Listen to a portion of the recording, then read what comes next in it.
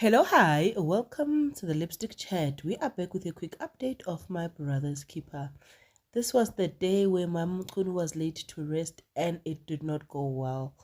Ngithi uma Thidiso bekalapha emabhodweni ugirl asathi yayiphekela. Hey, waphoxwa ukhathazile mtshela ukuthi awuthelanga ngenyongo thina sithele ngenyongo. You shouldn't be here in. The poor girl nje was just assisting, but ke wamtshela nje ukuthi wena uhamba upheka amabhodwana noma umuphi umuzi ongena kuwo. Hey, bekuyisiphithiphithi. Also uThoba naye makabona umkhulu wakhe akhala kabunje kangaka athi you know what, umkhulu angasagijima imali ejeni engabi, umkhulu nje needs to get somebody else. You know what, he needs to get nje somebody else real quick to mend his heart. Kahle kahle nje the way bengakhona umshengu nje uThoba was like shocked.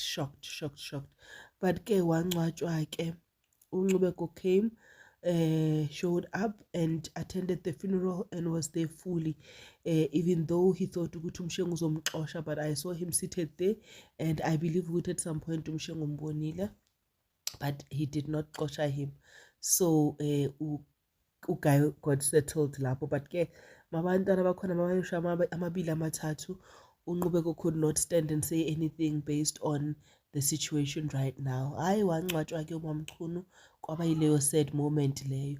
Sekangcwatshiwe ke hayi wagijima umshengu wayethuneni lakhe wamemeza wathi you cannot leave me Mamchunu, angeke ukwazi ukungishiya.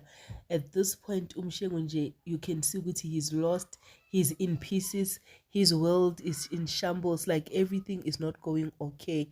And worst part ukuthi is the second time happening. Noma akapi suitcase, he was crying ukuthi this is happening for the second time. I'm letting go of my second wife and at this point it hurts. Like he cried more than he even cried for his own children. At this point the way bekakhalela umkakhe ngakhona, iquestion ukuthi wena bazokukhalela kanjena